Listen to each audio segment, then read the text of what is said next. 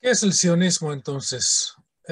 Para algunos judíos el sionismo es otro título más de la expresión de los judíos a vivir en su tierra, si están en el exilio, a volver a su tierra.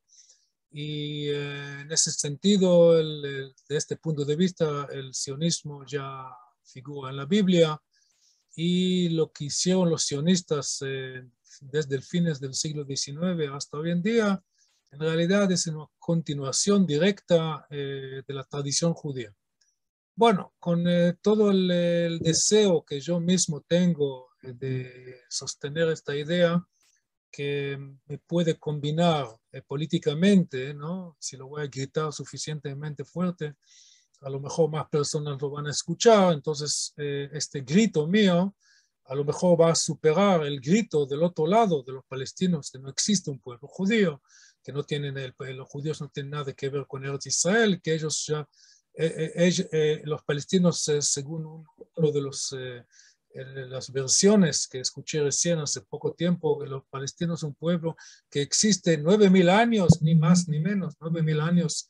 ¿Ok? Entonces, este pelea de gritos a mí no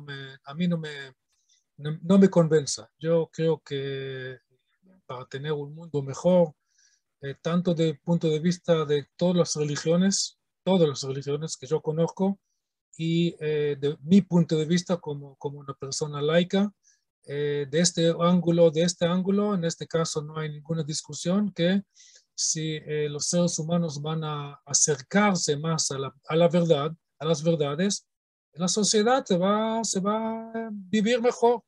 Vamos a tener menos engaños en la calle, en el banco, en el comercio, en la vida particular, social, la vida internacional.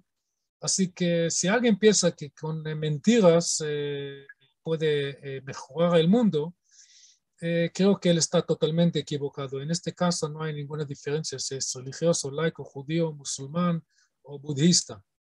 Entonces, cuando uno quiere hablar realmente del sionismo, es cierto que el sionismo es el movimiento movimiento de judíos que de un punto de vista, casi todos de ellos, para no decir todos, sienten nexo, tienen en su corazón el pasado judío lejano de 3.000 o 3.500 años. Todos conocen Moshe, no personalmente, pero de la fiesta de Pesach. Todos conocen el calendario hebreo, todos conocen la Torá, todos conocen las letras hebreas. Si bien no todos los judíos hoy en día, en los últimos 200 años, saben leer o pueden leer la Biblia, porque el hebreo no es un idioma fácil. Herzl, por ejemplo, no sabía hebreo. Enseguida voy a hablar de Herzl. Bien, pero a pesar de todo eso, los judíos que después se hicieron sionistas, porque así funciona, hay judíos, de ahí salen los sionistas, es cierto que los judíos sionistas en su mayoría veían en el pasado judío una fuente de inspiración, sin dudas. Pero si uno quiere hablar del sionismo solamente de este punto de vista, entonces él está totalmente equivocado. Y es como tratar de buscar un lugar en el mapa utilizando solamente la longitud o latitud. Necesitamos, por lo menos para ubicar un lugar en el mapa, dos ejes. Entonces, el primer eje para ubicar al sionismo sería el eje de la tradición, del sentimiento judío, de la identidad judía. Y a propósito, estoy diciendo, y no la religión, porque la mayoría de los primeros sionistas no eran religiosos. Es un hecho. ¿Qué podemos hacer? Es más, la mayoría de los judíos religiosos rechazaban el sionismo. Es un hecho que le cuesta a muchos judíos en Israel y en todo el mundo hoy en día entender o aceptar. Pero otra vez, si queremos armar una discusión a base de mentiras o de distorsiones de la historia, bien, yo no estoy ahí, yo estoy con la gente que dicen hay que decir la verdad. Yo no veo en esta verdad ningún problema. Es muy lógico de cualquier punto de vista, de cualquier tipo de las religiones judías que yo mencioné hace dos clases, tanto de los reformistas como de los ortodoxos, como de los fundamentalistas. Los conservadores son la única excepción.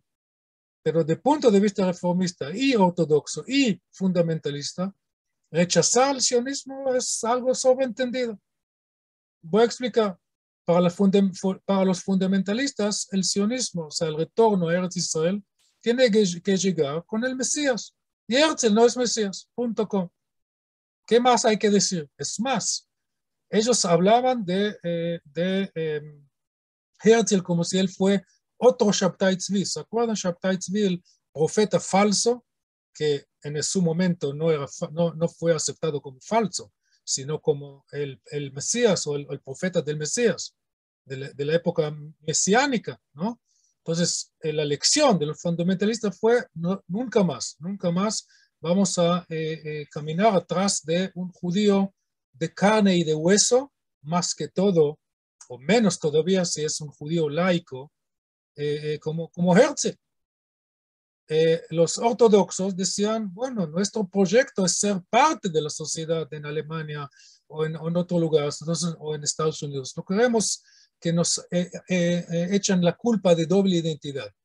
Es suficiente que estamos manteniendo el judaísmo de la halajá en nuestra casa, somos ciudadanos en la plaza, judíos en la casa, es suficiente complicado y de repente va a venir un Herzl y va a decir que los judíos es un pueblo, es una nación, y los alemanes que todavía en el siglo XIX están buscando su identidad, y muchos alemanes dicen, bueno, yo soy alemán porque no soy francés, soy alemán porque no soy italiano.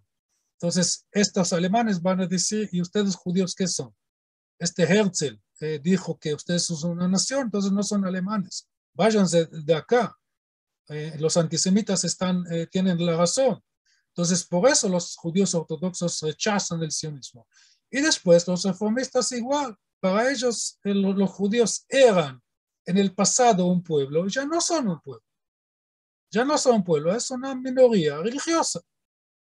Y no por nada, perdóname que estoy hablando de la actualidad, y no por nada hay suficientes judíos en movimientos como el BDS que tienen la identidad reformista, porque el reformismo habla del tikkun olam, arreglar el mundo, no arreglar el Estado de Israel.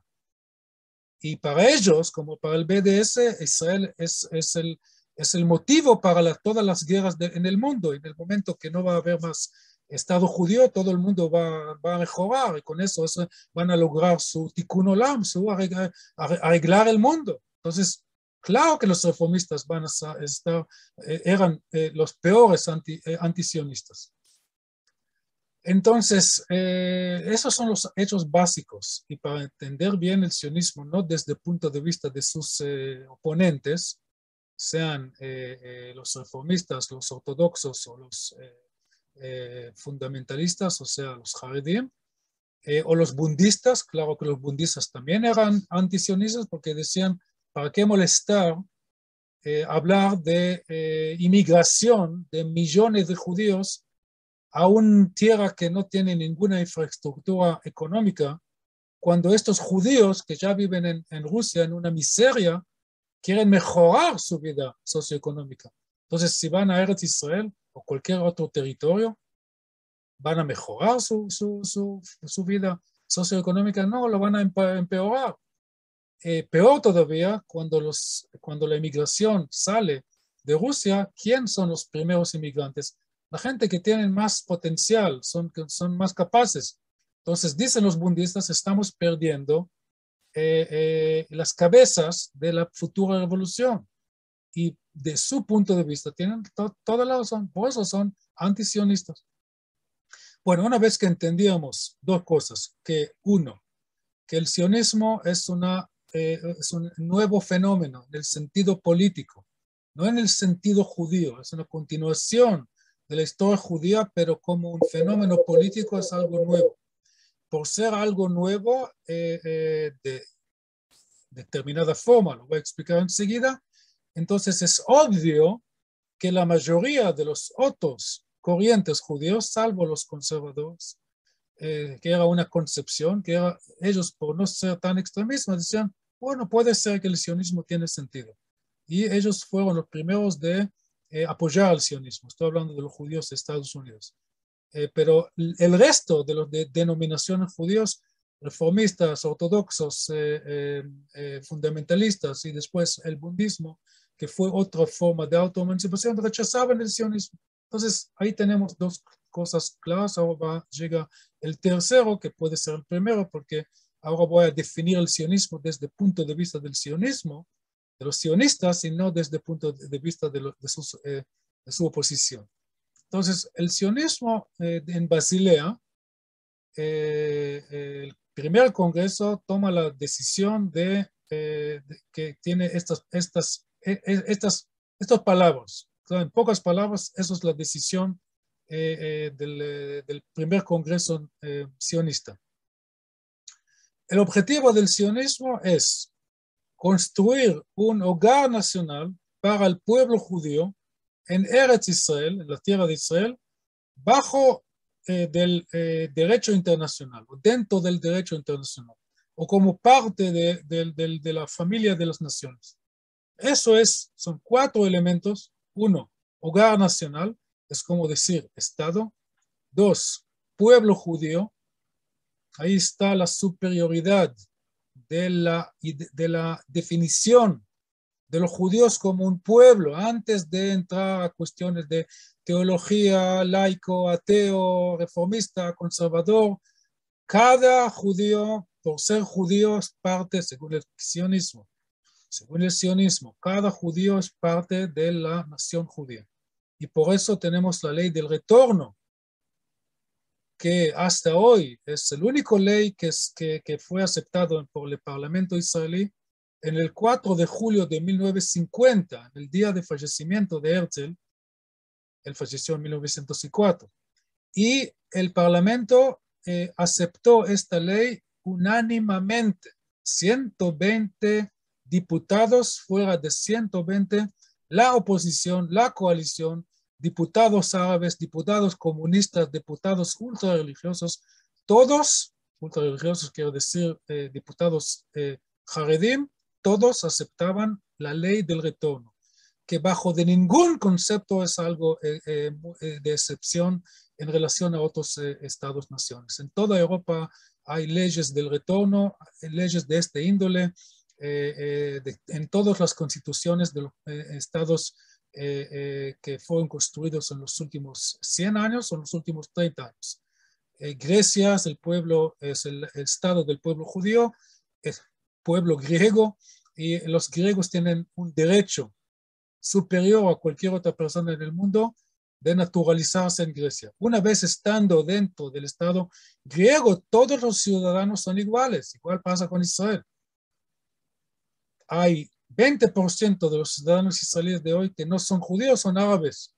Son ciudadanos igual como yo, que soy judío. Y también judío ultraortodoxo o jared o fundamentalista que rechaza el Estado, peor que lo hacen los árabes, en algunos casos, por sus ideas, sus entendimientos teológicos, él también goza de los mismos derechos. Es más, yo hice el servicio militar y él no se molestó en hacer el servicio militar. Entonces, esa es la idea número 2. Entonces, tenemos hogar nacional, un Estado. Pueblo judío, eso significa un Estado judío, y así figura no solamente en el libro de Herzl, sino también en la decisión de la ONU de 1947, donde habla de partición de la tierra de Palestina británica, del mandato, a 2 estados, un estado árabe y un estado judío. Así figura. No es una invención de algún facho o algún racista o algún no sé quién, algo con mente distorsionada como la gente del BDS y sus seguidores también acá en Israel están vendiendo como una mentira que la gente, más y más personas están tomando. Es una mentira, ¿no? Entonces, un Estado judío. Y después en Eretz Israel, en la tierra de Israel. Ahora, en 1897, los sionistas no dibujan ninguna mapa. No hay mapa, pero todo el mundo sabe que Eretz Israel empieza en Jerusalén y de ahí para el sur, para el norte, para el este, para el oeste, pues ya es una cuestión. Ya vamos a hablar de un mapa que presentaron los sionistas en 1919, después de la Primera Guerra Mundial, y ahí sí venían con un mapa bien claro que les sirvió como la base de sus demandas, de realizar la declaración Balfour, que en realidad dijo exactamente lo que dijo esta decisión del Congreso, del primer Congreso en Basilea. Termino con el cuarto elemento. Entonces tenemos el primero, hogar nacional; segundo, para el pueblo judío; tercero, en el Eretz Israel; y viene ahora el cuarto componente dentro de la familia de las naciones. Y en ese sentido, o sea, hay algunos historiadores que dicen que eso es el elemento más revolucionario del Congreso de Basilea. ¿Por qué? No creo que están exagerando, creo que todos estos componentes son importantes, pero es cierto que la mayoría de la gente que yo encuentro como profesor, como conferencista, es cierto que muchos israelíes conocen los tres primeros elementos, hogar nacional, pueblo judío, Eretz Israel, pero no conocen el cuarto. Y es muy mal porque el cuarto significa que los judíos quieren romper con esta larga historia de ser un pueblo paria, un pueblo aislado, un pueblo rechazado, un pueblo que en el colmo de este concepto fue pueblo que hay que quemar sus niños y sus bebés y sus nietos y todos sus padres y sus abuelos. Eso ya sería el proyecto de los nazis, que fue apoyado por muchas personas que no eran nazis, ¿no? Entonces, los sionistas 50 años antes de Auschwitz, 45 años antes de Auschwitz más o menos, ya dicen queremos ser parte de la humanidad. Y eso, bueno, hoy somos Startup Nation, inventos de agua, premio Nobel, Intel,